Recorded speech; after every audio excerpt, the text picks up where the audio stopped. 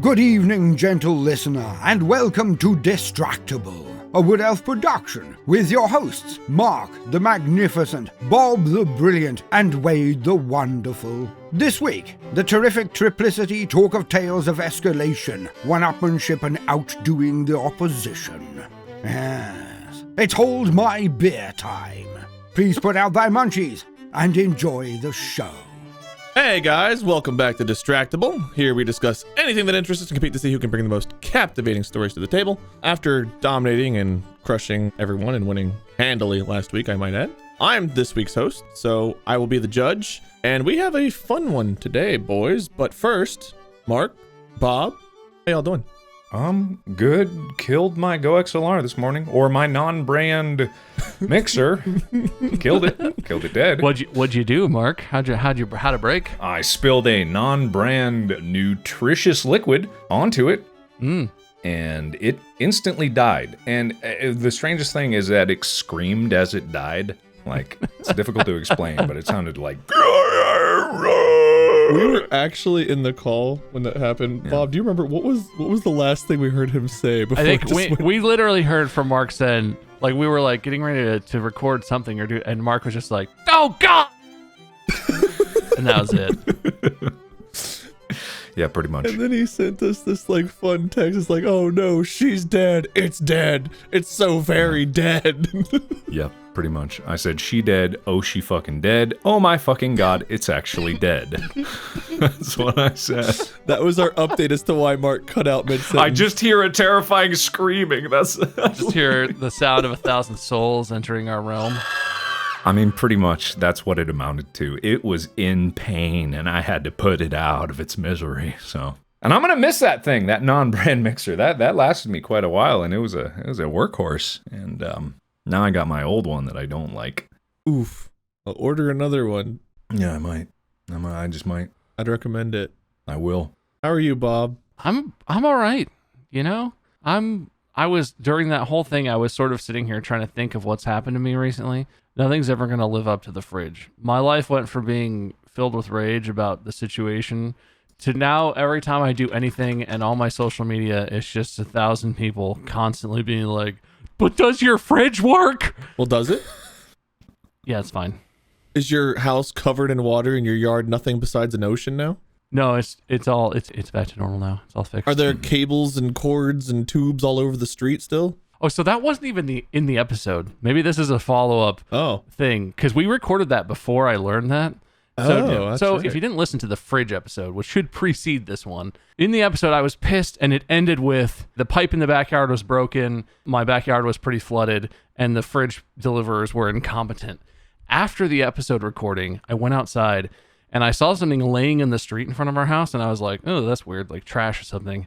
When you buy a new refrigerator, they make you buy a water connection, like a new water connection hose thing. It's like $50. And Lowe's is like, "Yeah, you can't buy a fridge without it." So I did. The guys who delivered the fridge left it in the box. And as they were running away, as they were trying to get away from my house that they had just destroyed, terrified because I was glaring at them, they must have been on the truck, and one of them was like, "Shit, dude, we got the hose. We didn't put the hose in. Fuck, what do we do? We keep it?" And the guy's like, "No, he bought that. We can't keep that. He might notice." And the other guy's just like, "Oh, I'm going to throw it. Let's go." And they threw it out the back of the truck, and I found it in the street in the packaging. So I'm not mad about it anymore, but that was a hilarious, like that happened. And I actually started laughing. I went from unbridled rage to like, this is a cartoon and those guys are incompetent morons. How did this happen? I imagine they were in such a hurry that one of them jumped in the driver's seat, like was trying to turn the engine to get the vehicle rolling, and the other one hopped in the back and was like, "I'm not even gonna get in this chair," and like is trying to slam the big door closed that they pulled the fridge out of, sees the box, just kicks it out, and like slams the door as they take off, screeching and leaving like tread marks on the street. Yeah, I was going to say that you think they were looking out the window and they saw Bob walking like the Terminator towards them, and it was like, "Oh God, throw the cable! Go, Jim! Hit it, Jim! Get out of here!" And They fucking do a donut. This is like a rule of the universe. They look, and I swing open the door, and I'm standing like a statue, and they just hear, John, John, John, John, John. And they're like, oh, shit. God damn it. Run. It's the Terminator. Or freaking Jason emerging from the puddle of water like you were in there, and you step out like dripping water. Like, I don't know. I can't imagine, but like, I must have scared the shit out of those guys. I didn't threaten them or anything. I'm just very large, and I was about as angry as I've been in my entire life. Yeah. It's kind of impressive, honestly. Thank you, incompetent refrigerator delivery men, for giving me such a funny story to tell. A great episode of Distractible that everyone seemed to enjoy. They seemed to like it, so that's good. It was universal. I had people texting me being like, that episode was amazing. If you are listening to this and you haven't listened to Bob's Fridge episode yet, if you're just finding Distractible, stop listening to this one unless it's funnier and go listen to Bob's Fridge for context. 1000%. Yes. But alas, we have to move on from the fridge, and hopefully we have a good one in store for you guys today. Again, since I won last week, I'll be hosting, and I've decided that we should talk about some of our favorite either personal or friends or even just internet stories of hold my beer moments. And whichever one of you gives me the best hold my beer moments will be declared the winner and can host next week's episode. Yeah, I've already got one for this. Oh, yeah? Oh, good. Yeah, but Bob, if you need some time, we can probably insert an ad read or something right here. Oh. It doesn't actually buy me anytime. We're already on the other side of the ad read right now. You can go first, though. You yielding to me? I mean, I can give my title. The title. Yeah, give your title. Let me think. Yeah. Let me think. Yeah, the title, Wade, for your consideration is "The Day I Broke My Ass." You know what? I might have another one that goes with that too myself now that you mention it. Yeah, I know that you have some ass adventures in I sure do. All right. Well, that's relatable. I like relatable. You get 77 points. Well, thank you. Thank you very much. I have a small story of me being a really dumb child. Yeah. Oh, man. We could do a whole episode on just dumb child moments. Oh, yeah. I think I need time. I think I need more time. I want to tell a story, but I need to think about it. 14 points for your honesty.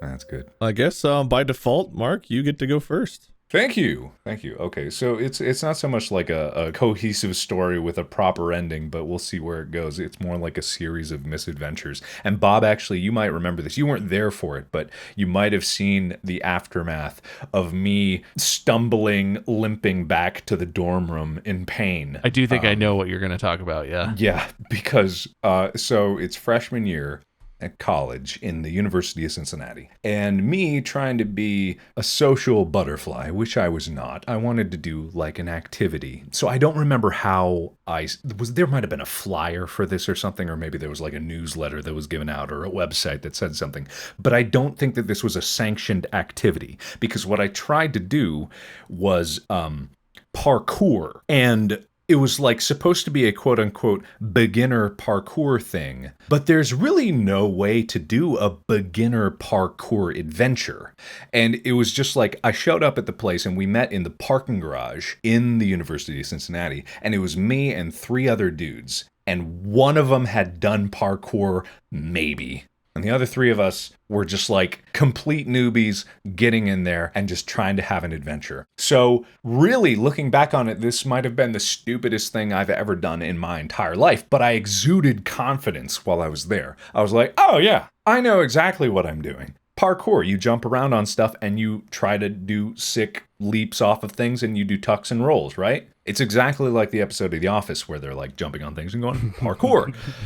The ripe year of 2007. So we jump around the parking garage, and I don't know why I was okay with this. We were jumping around the 4th level of the parking garage. It wasn't the one by our dorm, like right next to us. It was the one on the other side of campus by the engineering building that had like 6 floors, by that big concrete tower. Mm-hmm. And so we were leaping around there. We were jumping around. We would go like over the edge with like 50 feet below us, and we would just like dance around there for a little bit and like shimmy our way across. And so we actually end up like dropping down 2 floors anyway but the stairs or the ramp inside, so like crawling around the building outside. And I don't die at this point, but we get down to the 2nd level, and it's time to drop from the 2nd story and do a sweet tuck and roll into this little grass patch.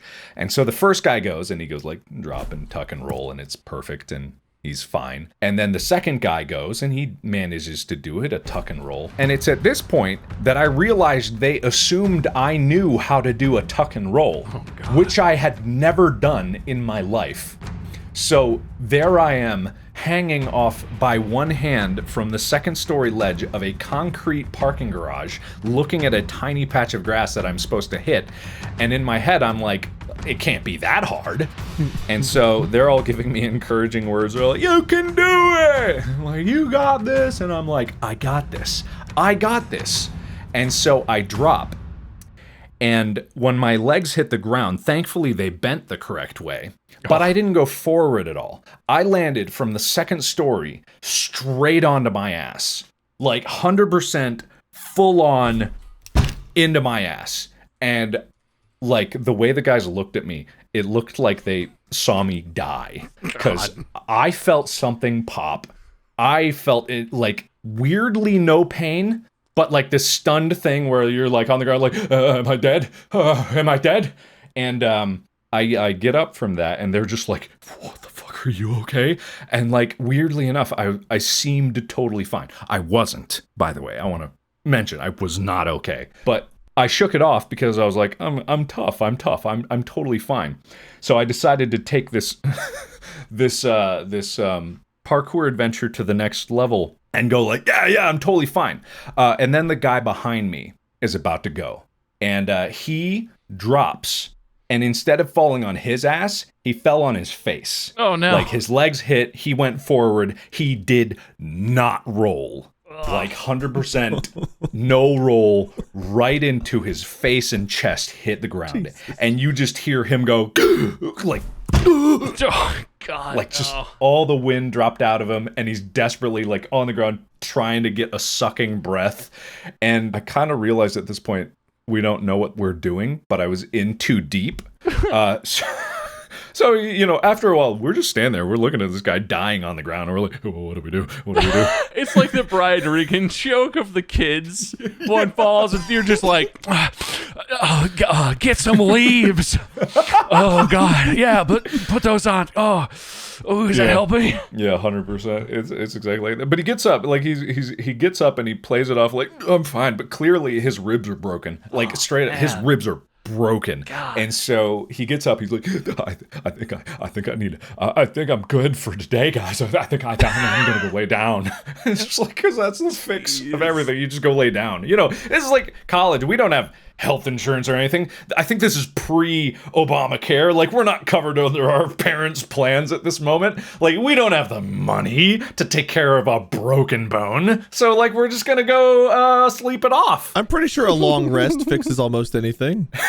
Yeah, it just depends on the length of the rest, right? Yeah. It's like D&D. You take a long rest, you go back to full health. Yeah, so it's like he stumbles off and we're watching him. We watch him walk away for like 5 minutes because it's just this long stretch of path and he's going real slow. And even if he wanted to go to the medical facility, it's on the other side of campus. Oh, no. So we're watching him stumble away. About the time he disappears out of view behind, you know, those hills in like the, Bob, you know, no one cares. There's these like grassy hills. Cincinnati's a very hilly campus. Yeah, I know. And so he disappears around the corner, and we're just like, we look at each other, we're like, all right, let's keep going, guys. You know, just like, and so we go over to this building. It's DAP for those who don't know. It's like design, architecture, art, and planning. Planning, that's the one.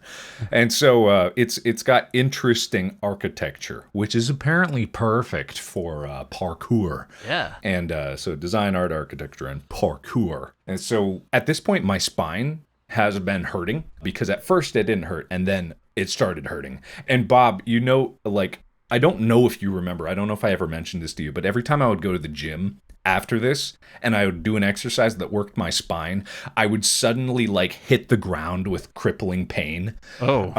Which afterwards, not even crippling pain, it was like a weird neurological thing where suddenly I got unbelievably nauseous and like my hands started like shaking and I had to just like go to the bathroom and lay on the floor in a stall and just like wait until I would be okay. And, you know, at the time I never connected the dots to me falling on my ass and possibly breaking something in my spine to this weird thing where I'd go to the gym and work my spine and I would be in horrible agony. Anyway. Didn't have time to go there.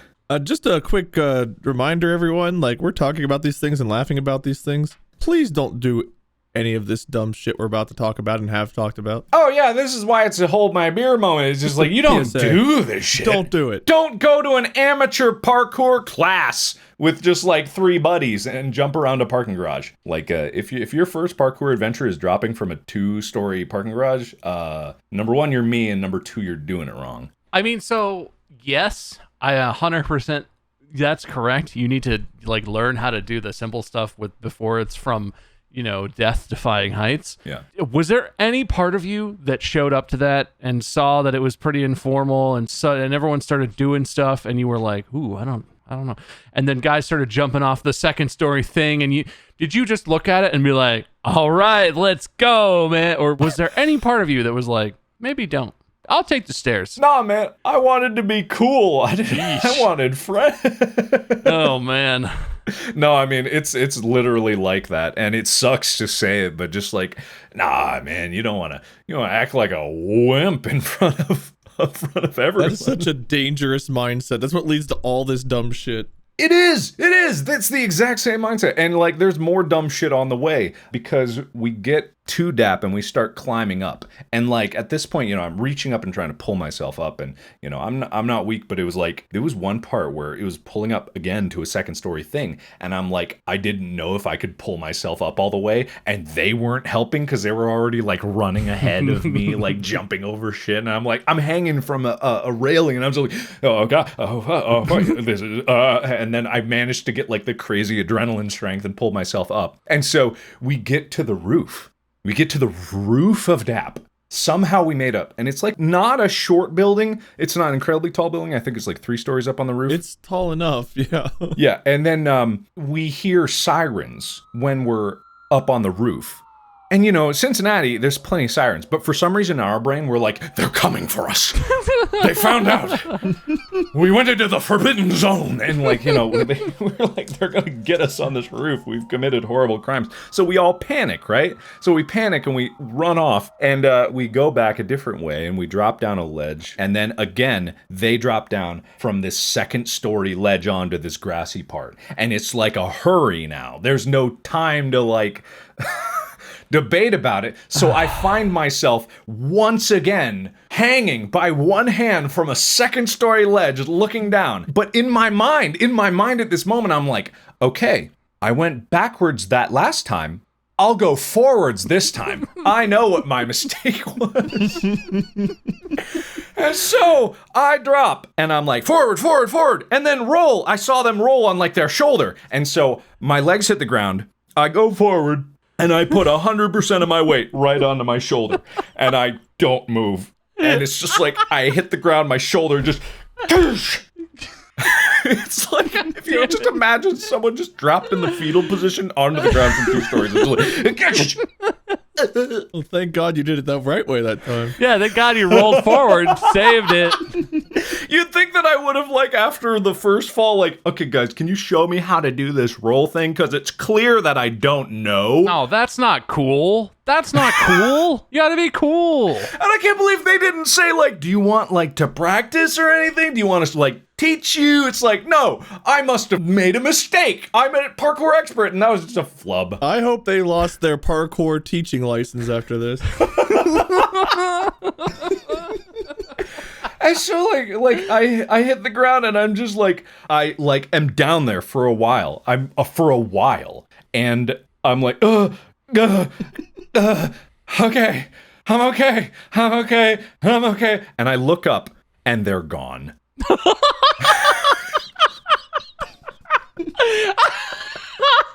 They taught you, didn't they? They freaking destroyed my body and then bail. I think the only way that could be better at all is if you look up and there's like 2 cops just standing there. Just like, we know where you were.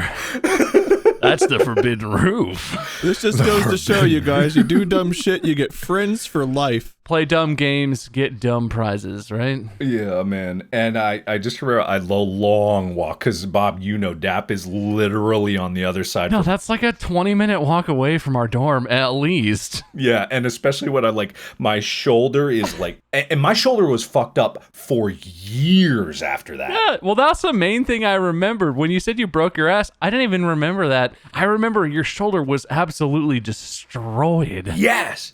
And I didn't go to a doctor or anything. God, no, I just lived with not being able to lift my arm above my neckline on my left side. God, if you'd gotten help and you weren't in miserable pain the rest of your life, what a loser you would have been. Which I don't remember. So we lived in a dorm room together freshman year of college. Was that before or after your bed was lofted?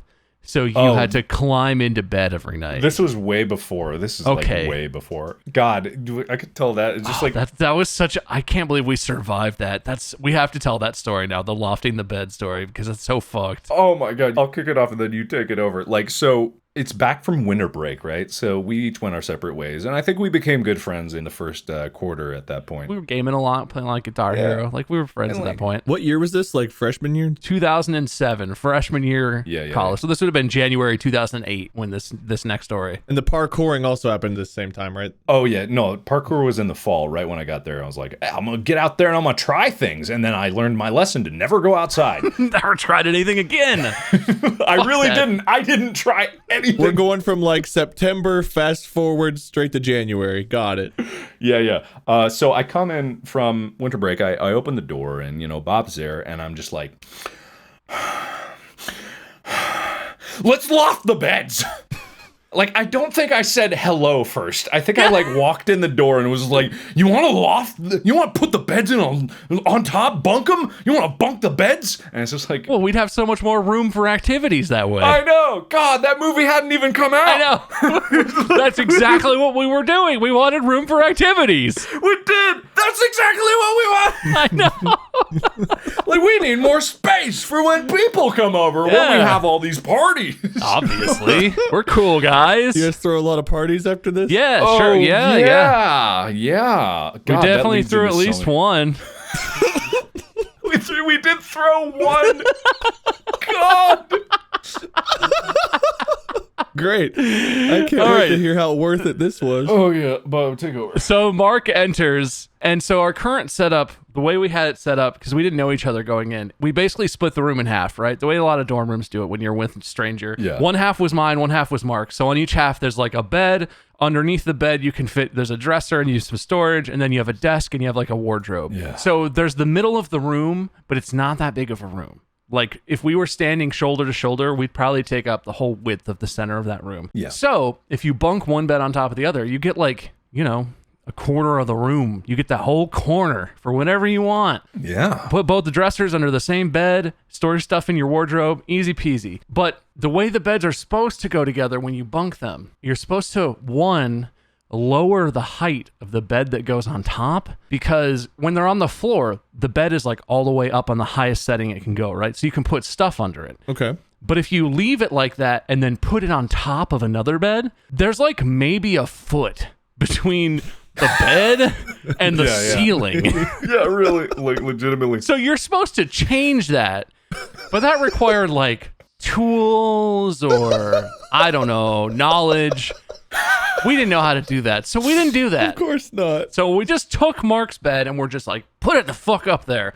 The other thing about bunking, it was a whole system. The other thing about this is, other than the fact that you're supposed to, 1, ask for permission, and 2, ask for help from adults, you're supposed to have these metal pins. Yeah. So you stack one on top of the other, right? And they're not like large legs. There's supposed to be a thick metal pin in each of the 4 legs. They stick into the bottom of the top bed that lock it in place. So they can't slip off. That seems crucially important, Sure right? does. It's very important. So we're looking at this and we're like, yeah, I don't think we can't adjust your bed. I think, and Mark is like, that's fine. I'll sleep up high. Good air up high. It'll be fine. Good air. Like, we get past that hurdle and then we're looking and we're like, all right, metal pins. We don't have metal pins. I don't want to go talk. If we ask an RA if we can do this, they'll probably be like, no, don't do that. You have to fill out a form or something. We don't want to do that shit. So what can we use in place of metal pins? And I don't know, I think it was you, Mark. I gotta give credit where it's due. We're sitting there like brainstorming, and Mark like goes into his wardrobe where his clothes hang up and stuff, and turns back to me with a pair of scissors and a plastic clothes hanger. And is like, if we just snip this straight part of this clothes hanger, it's like metal pins. It was the perfect size. It fit perfectly. It was the right diameter. It has, I'm pretty sure, plastic clothes hangers you can snap with your bare hands have the same tensile and shear strength as metal pins. No. So like, yeah, he looks at me, and of course he holds up the scissors and then the thing, and I look at him and I'm like, perfect. How big do you think they need to be? Let's do this. No hesitation at all. Oh, Jesus. Yeah, oh. And my favorite part of this whole thing, we trim them to the length we think they need to be. We set them. They're not exactly the same length. We're not measurers, okay? We're doers. Yeah, no. Why would you bother making sure they were even? And we eyeball them to the same-ish length, set them all in.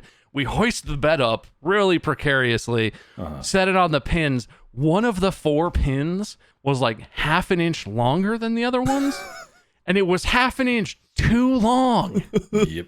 So the bed, the weight of that corner of Mark's bunked bed, which is now like 10 feet off the ground, is not supported on the leg of the bed sitting on the top of the bottom bed. The weight of that bed is sitting on the plastic clothes hanger, and there's like a gap between the foot of the bed and what it's supposed to be sitting on. And we look at that, and it's like, shit, it's too long, huh?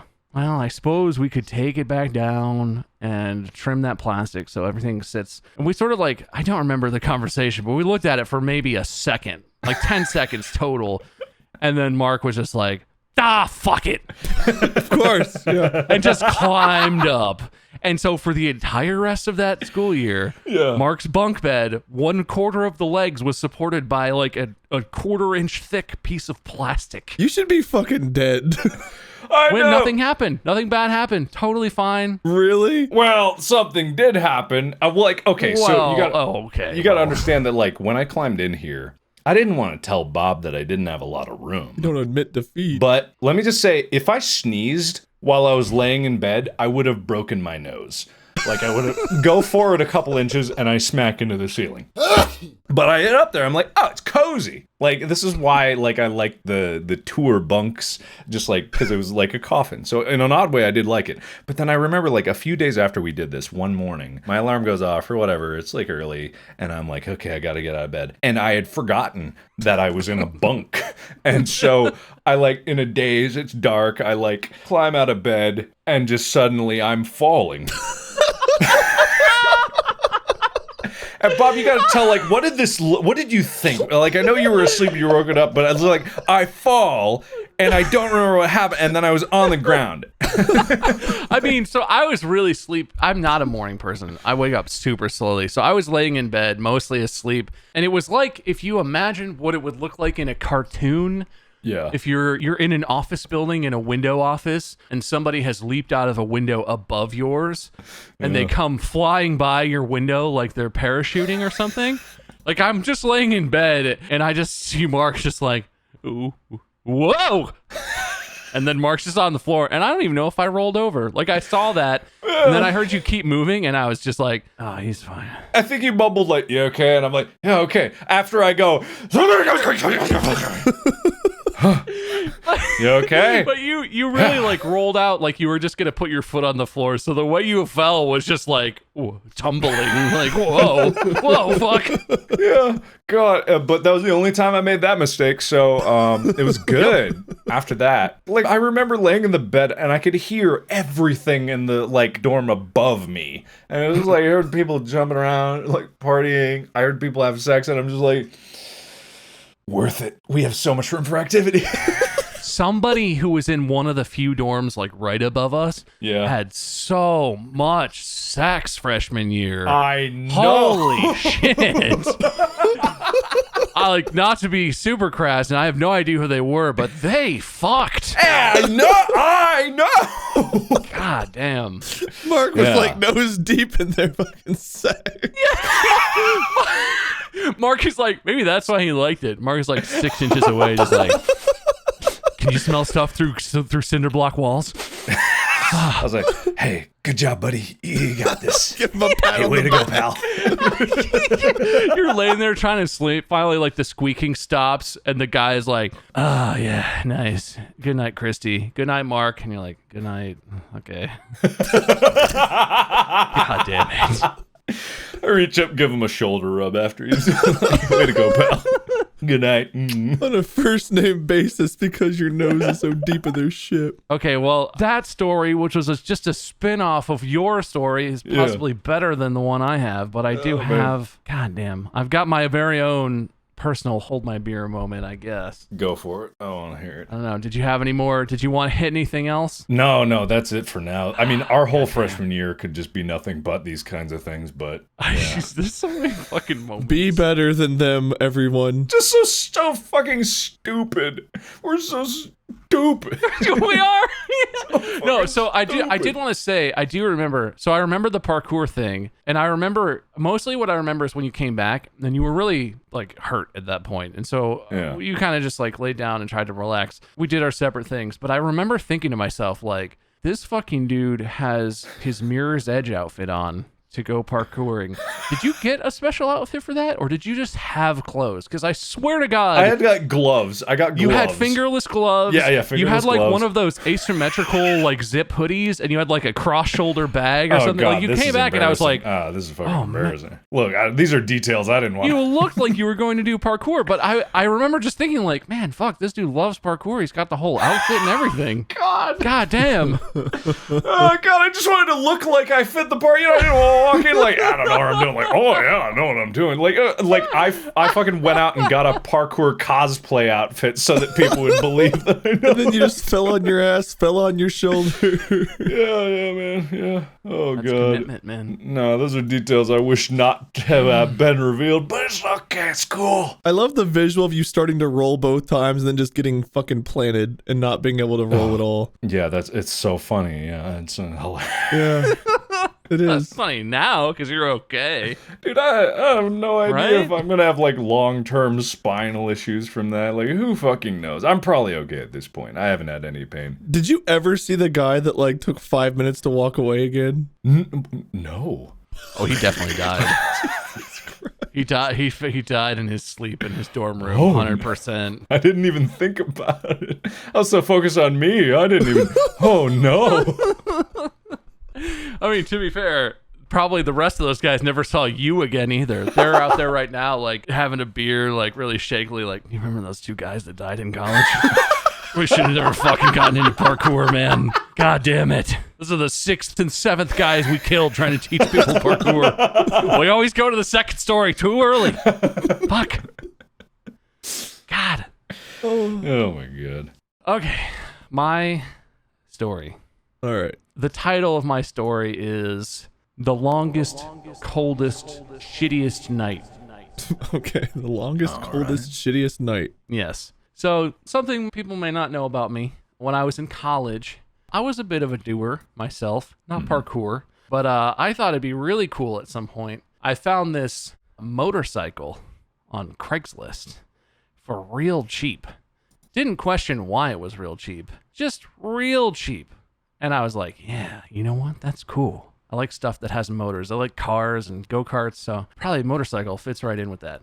So I bought a motorcycle on Craigslist for cash. You remember how much it was? It's like $700. Okay. For a fully functioning, it was a Honda CX500. It's actually a really great motorcycle. 1978 Honda CX500. Very interesting motorcycle. Interesting engine, interesting drivetrain. The way I learned to ride was the guy who I was buying it from, some random middle-aged dude in Kentucky. I messaged him and I was like, I got the cash. I can buy it. And he was like, cool.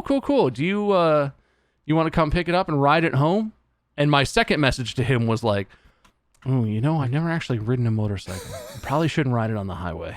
And this adult, who, let me say, maybe should have thought better of this, didn't say like, oh, I don't know if I can sell it to you, young man who's never done this before. He was like, oh, it's no problem. I can teach you.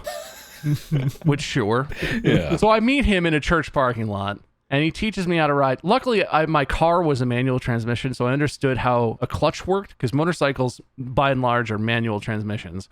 I learned pretty quick. I'm good at like driving and riding stuff. I'm good at go-karts. I like cars. It was easy. But I met him for 45 minutes in a church parking lot and then handed him $700 cash. It was like nighttime, which I hadn't considered. I had a friend drop me off. I met him, and then I rode from Newport, Kentucky, back to where I lived right by the University of Cincinnati, which is like, a half-hour ride through complex downtown highways, through the heart of Cincinnati, where you have to go through some complicated interchanges and all this stuff. I actually got home no problem. Literally by sheer luck and dumb idiocy, I got home. So now I had a motorcycle. And I went and I got my license, and I got my temporary license so I could learn, and I registered it and all this stuff. I did the whole thing, and I got body armor, and I got a helmet. I didn't have those things. I had a helmet, but I didn't have the good ones when I rode it home. And I was like, all right, I'm a motorcycle guy now. I rode this thing to school because you could park on campus motorcycles for free. I rode this thing to work because it's cool. I rode this thing everywhere. And then I was in a band at the time because I was a cool guy. And we got a gig at Ohio University, which is in Athens, Ohio, which is not close to Cincinnati. It's a hike. It's a bit of a hike. And I didn't know that. And I was like, the drummer has to drive his big station wagon. I'll have him take my instrument, and I'll just ride my motorcycle to this gig, right? I'll park right out front of the bar we're playing at, and it'll be super cool. And I didn't think about the fact that this gig was in spring, early spring. It's not that warm in Ohio in early spring. And I didn't think about the fact that I was going to be traveling after I had a class I had to do, and then I was going to leave in the afternoon. So I was traveling afternoon to evening. It gets down to like, I don't know, 40 degrees, maybe 50 degrees at the lowest, depending on the time of year. I don't remember exactly. And I thought to myself, I know how to get to Ohio University. You just hop on 32 East, right? You take whatever, 275, whatever you want, get to 32 East, and it's like an hour away, right? And you just go to Ohio University. This was sort of in the days before you just pull your phone out and it tells you. This was maybe in like 2008, 2009, maybe. So I didn't check. I have it in front of me. If you take the Google Maps route from University of Cincinnati to Ohio University, it's approximately 2 hours and 40 minutes. Yeah, it's like a two and a half to 3 hour drive. Yeah. And I have all my motorcycle gear at this point. I have a nice jacket with Kevlar armor in it in case I fall. I have a good, highly rated helmet. I spent more on my safety gear than I spent on my motorcycle. I was being responsible. And I left for Athens at like maybe 3 in the afternoon. Not super cold, in the 60s maybe. The thing I didn't understand until the moment I got on the highway and the next 2.5 hours of riding is that if it's like 60 degrees outside, ambient, just that's the temperature.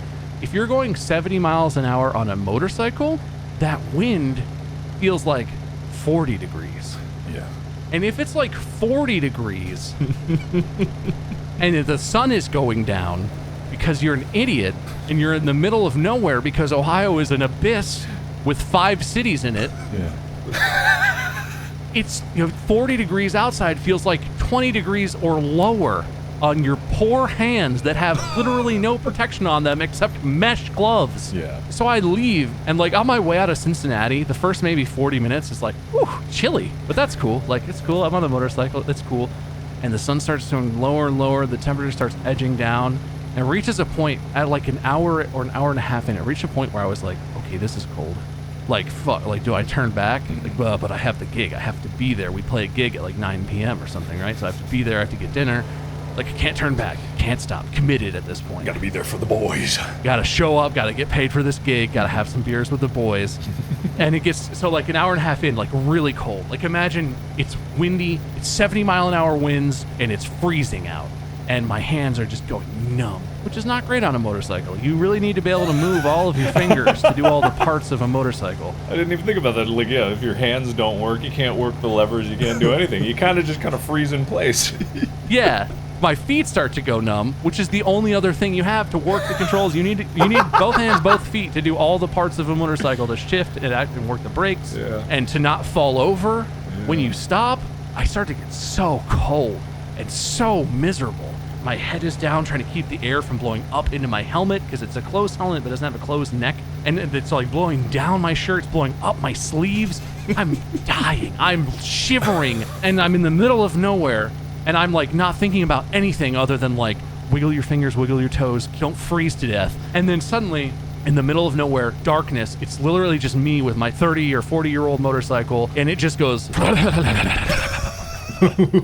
It dies. I'm 70 miles an hour. Engine cuts out. Jesus. Not a soul in sight. It's basically dark at this point. I pull off to the side of the road, kick the stand down, and I'm standing next to it like, shit. Like, what do I even do? Like, I haven't seen a gas station in like half an hour. I guess I walk forward and see what happens. It strikes me at this point, because I'm an idiot. Motorcycles generally have a main fuel tank and then like an auxiliary tank that's like an extra gallon or half gallon or something. Mm-hmm. So when you run out of your main tank, you switch to your auxiliary tank, and that's your signal, like, get some gas. That's the like empty light turning on, right? Yeah. But I didn't know that. I stood there for like half an hour. It's getting later and colder. I'm shivering. I call a buddy. I call my dad, and he's like, I haven't had a motorcycle, you fucking idiot. Why would I... Don't have a motorcycle. That's my solution. Finally, it strikes me like, oh, you know what? In my 40-minute motorcycle lesson, he showed me there's a little switch, petcock, to turn it to the auxiliary tank. I wonder, and I turn that, and it starts back up. Now it's like totally dark out, but at least I'm moving and continuing to freeze. The next hour of the trip, I pulled off at every gas station just to go inside and buy something hot and buy another pair of gloves or a shirt or whatever the fuck they had. It's gas stations in the middle of nowhere, right? But like, I get to the first one, they have like work gloves, and I'm like, yeah, stretch that shit on over my motorcycle gloves. And they have like dumb, stupid NASCAR t-shirts or something, and I'm like, yeah, whatever, biggest one you got, put it on. I'm like layering. I put on all the clothes I had in my backpack, because I packed for like 2 nights. The idea is I'm going to this gig, and I'm going to drive up to Columbus to see my parents and show them my cool motorcycle. Yeah. They'll love that. And then I'll drive back to school, and I put on all my clothes, 2 pairs of pants, all the socks, everything I've got. I head back out after the first gas station. No effect whatsoever. In fact, it's way worse, because I was just inside for like 20 minutes, and it's kind of warm, and you get tingly, your fingers tingle, your skin is like itchy. I get back on the bike. Now I'm itchy and fucking cold as hell, like just miserable. Every gas station I see, I stop just to go have a cup of coffee. I hold the cup of coffee in my hands, and then I throw it away, because I don't even drink coffee, because I'm a college kid. I lost feeling like all the way up my arms and legs. Finally, one of the last stops I make, again, thinking this would be like an hour-long bike ride, I'm like 2 hours in, stopping every time. So what should be 2 hours and 40 minutes of drive time took me 4 hours total to complete with all the stops. The last or second to last stop I make, I don't remember for sure, I'm so numb. I get off the state route, I park up, I go inside, I'm like warming up my hands. My phone is dying, because at this point in human history, phone batteries didn't last that long, because it was when smartphones were a thing, but they sucked. Yeah. So my phone is like dying. Like, if I crash, that's it. I'm dead. That's how I die. And I'm super numb. Being inside doesn't even help. On my way out, I get on my bike. I can't feel my arms and legs still. And I'm by myself at this point, and I'm just going to pull back onto the highway and just try and get to Athens. Just go for it. And I can't feel my feet. And I laid my own motorcycle down on my own leg. Oh, no. Because I couldn't feel my arms and legs. I literally pulled up to turn onto the street and just put my feet out and was like, all right, I'll just look for traffic. And suddenly I'm just falling over. Yeah. And I have no control. I think I hurt my leg, but I couldn't feel it. I laid the bike down onto my leg, scratched the shit out of my bike, scratched my fancy new helmet. Everything hurts. Everything's numb. Fuck. I eventually got there, drank so much beer because everything hurt and was cold forever. Yeah. Played a gig. I don't remember the gig. I only remember the cold. But that had to be the coldest, longest, most miserable 4 hours of my entire life. And like, I can't believe I survived. There were literally moments where it was me in the middle of woods, pitch black, on a highway, on a motorcycle, feeling like I was about to freeze to death and fall over. Damn. Motorcycles are cool, right? How many more trips did you make on that motorcycle? I actually used it for a while after that, but I never again did I do a road trip on it. Mm-hmm. I rode it around campus, and I zipped from work to school and whatever. How was the trip back? Well, so the rest of it was during the day. Okay. The plan was I had the gig that night. The next morning, I woke up. My buddy actually drove down from Columbus to see the gig and hang out. and he drove in a car. So I sort of followed him on the highway as like a little bit of a windbreak. And it was in the daytime sun. It was cold. Like it was still only maybe 60 degrees out. So it's chilly, but it's totally bearable. Yeah. And I had my buddy with me in his car if anything happened. We got to Columbus, no problem. The trip home, it was actually kind of annoying because there was a lot of traffic because of construction, which is just really boring on a motorcycle because there's no like radio and you can't relax. You're just sitting on a motorcycle that's sort of overheating on the highway. Anyway, it's fine. Yeah. Compared to the trip, the first leg of the trip, joyous, pleasurable even. But that fucking night on Highway 32, trying to get to goddamn Ohio University, I've never gone back and I never will. Fuck you, Athens. The lesson learned is screw Athens, Ohio. I blame them completely for being so far away from Cincinnati. Yeah. God damn it. Oh, so you took 32. That's like the longest possible route, according to this. No, there's not a, what do you mean? There's not a shorter route. What's the shorter route? Yeah, what's the shorter route? So looking at this, the shorter route's to take 71 north and then take 35 and 50 east. Uh-huh. That's not shorter. Time-wise, not mileage-wise. I'm looking at time, not mileage. This guy, you don't even know. He doesn't even know. No, I mean... Plus, if that's looking from where you live, then maybe, but... No, it's from University of Cincinnati. Nah.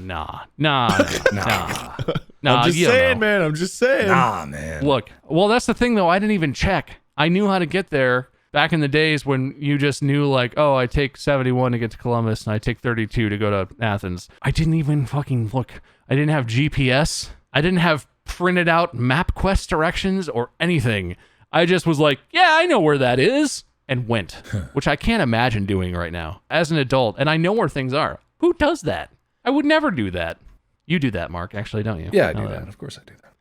Fucking psychopath. What do you mean? What if you go the wrong way? What if I don't? What if you think of the wrong thing? No, I know the way. What if you drive an hour in the wrong direction? I look at the stars. I guide my way. No, I don't know. I've always been good at directions. I can't help it. I just know. You in your car, like, oh man, I could use this like fancy map overlay, but the star. There's the North Star. I know where I'm at.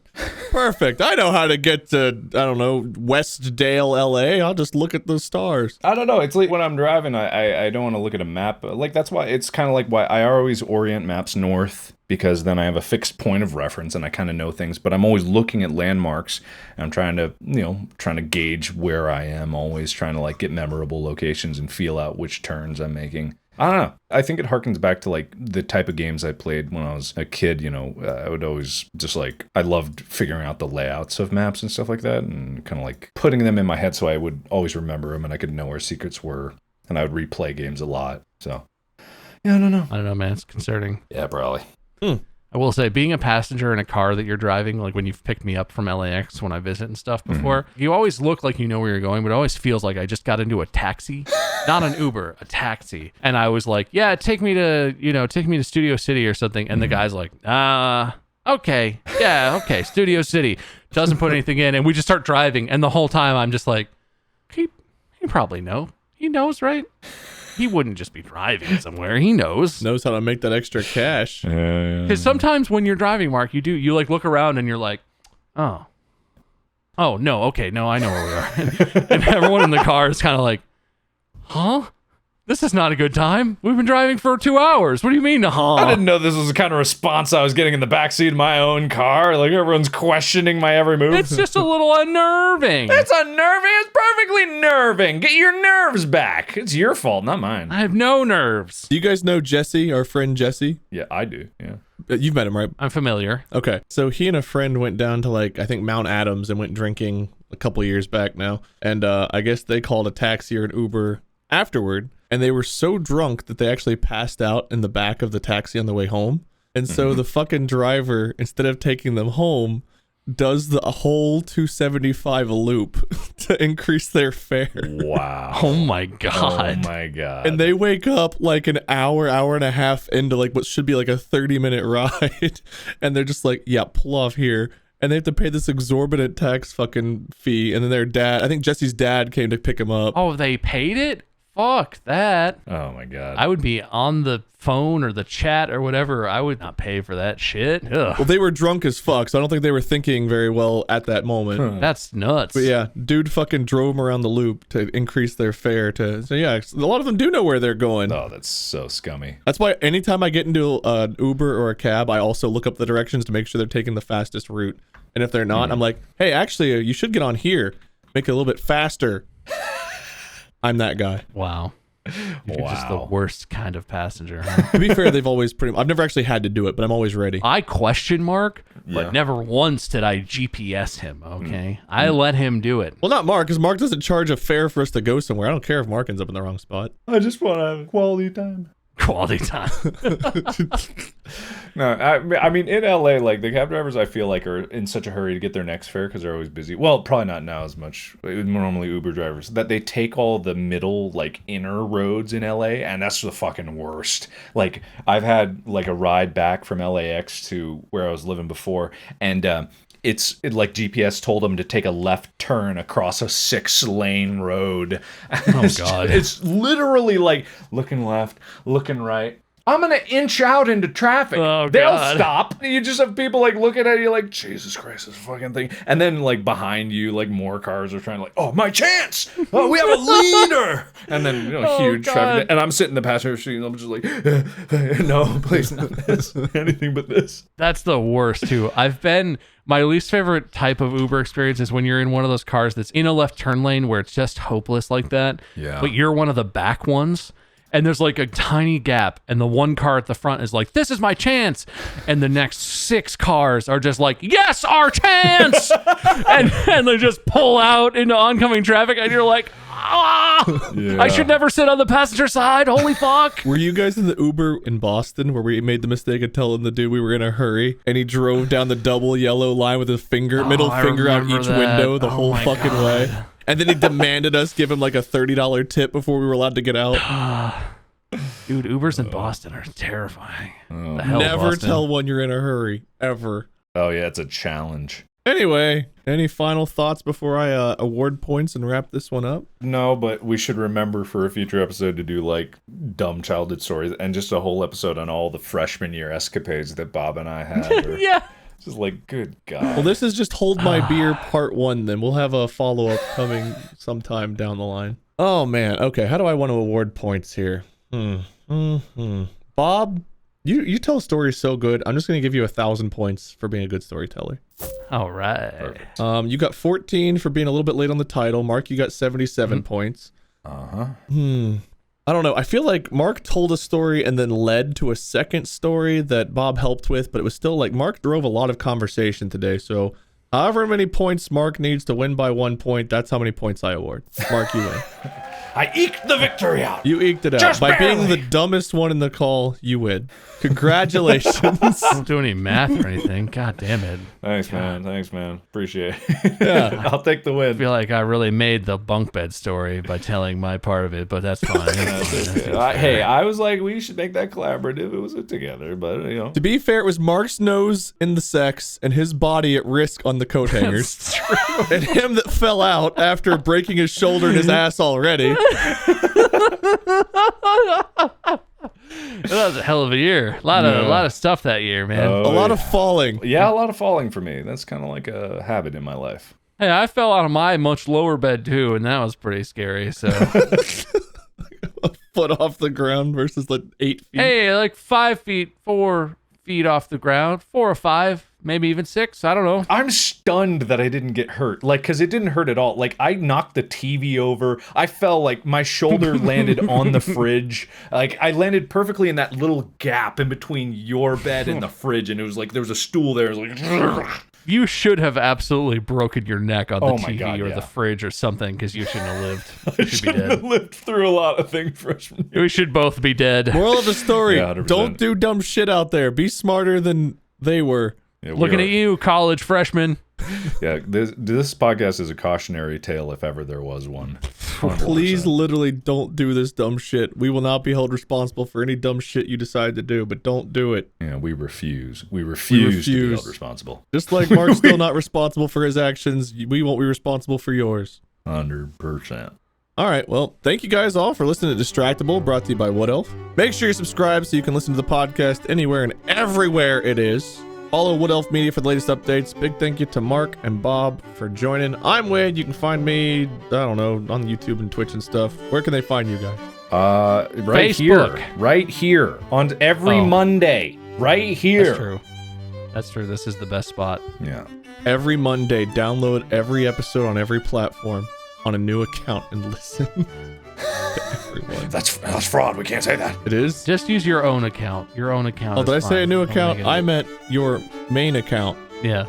Wink. Wink. Podcast out!